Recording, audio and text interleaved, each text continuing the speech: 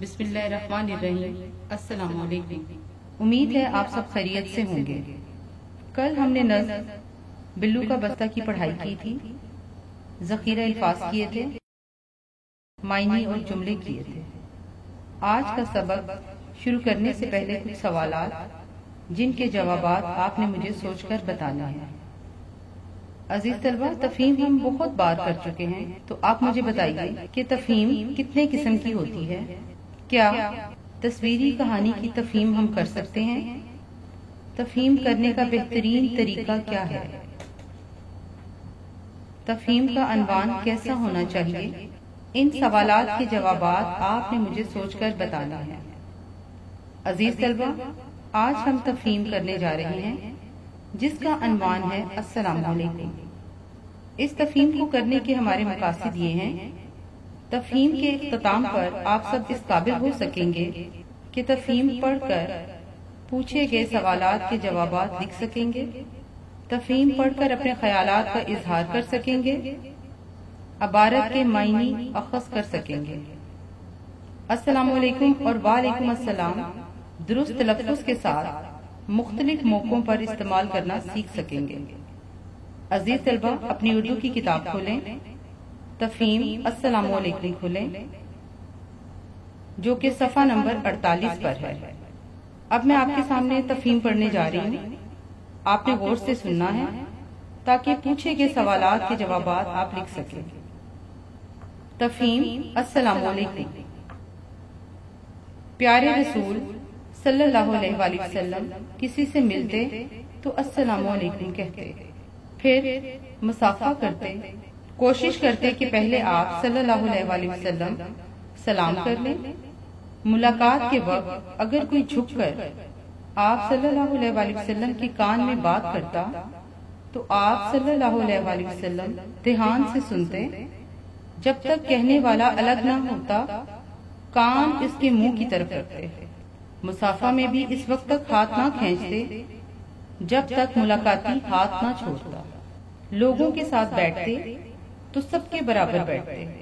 آپ صلی اللہ علیہ وآلہ وسلم کے گھٹنے کبھی کسی کے آگے نہ ہوتے۔ جب کوئی آپ صلی اللہ علیہ وآلہ وسلم سے ملنے آتا تو آپ صلی اللہ علیہ وآلہ وسلم اس کی عزت کرتے، محبت سے بٹھاتے اور اچھی جگہ بیٹھنے کو دیتے۔ جو آدمی ملاقات کے لیے گھر آتا اسے ملنے کا طریقہ سمجھاتے۔ آپ صلی اللہ علیہ وآلہ وسلم کے سمجھانے پر ہی جب لوگ آپ صلی اللہ علیہ وآلہ وسلم کے گھر آتے تو ایک طرف ہو کر کھڑے ہوتے، السلام علیکم کہتے، پھر پوچھتے کیا میں اندر آ سکتا ہوں؟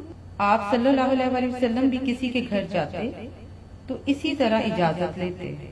ایک مرتبہ آپ صلی اللہ علیہ وآلہ وسلم کے پیارے ساتھی آپ صلی اللہ علیہ وآلہ وسلم سے ملنے آئے۔ دروازے پر آواز دی، آپ صلی اللہ علیہ وآلہ وسلم نے پوچھا کون صاحب؟ بولے میں ہوں۔ آپ صلی اللہ علیہ وآلہ وسلم نے سمجھایا کہ میں ہوں کے بجائے نام بتاؤ۔ اس کے بعد صحابہ رضی اللہ تعالیٰ عنہ کا یہی طریقہ ہو گیا۔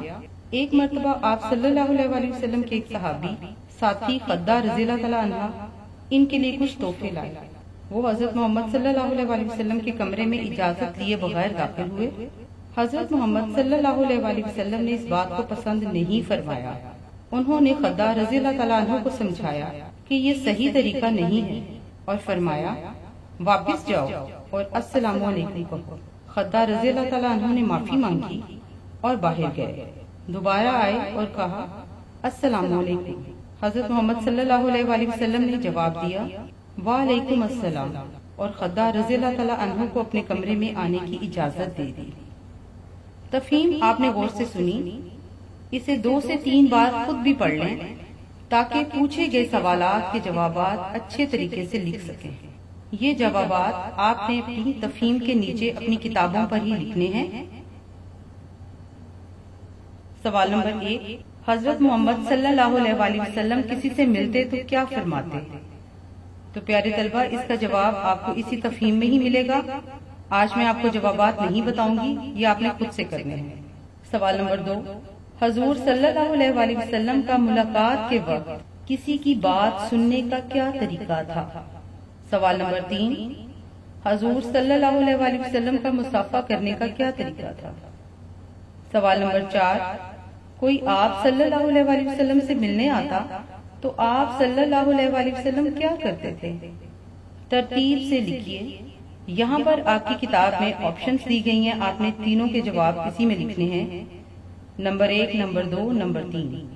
سوال نمبر 5، آپ صلی اللہ علیہ وآلہ وسلم کے سمجھانے پر لوگ جب آپ صلی اللہ علیہ وآلہ وسلم کے گھر آتے تو کیا کرتے تھے؟ سوال نمبر 6، جب کوئی آپ کی بات دھیان سے سنتا ہے تو آپ کو کیسا محسوس ہوتا ہے؟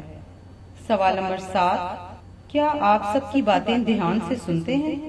پیارے طلبہ، ان سوالات کے سارے جوابات آپ کو اسی تفہیم میں مل جائیں گے۔